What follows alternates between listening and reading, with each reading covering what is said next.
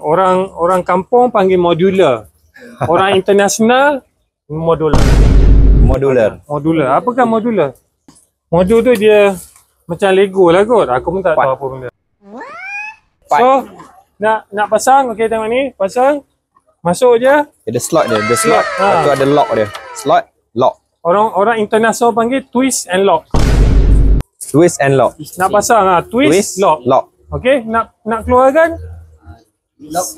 twist And lock. pull lah. Pull. Okey. Twist, lock, pull. Sekarang ada 5.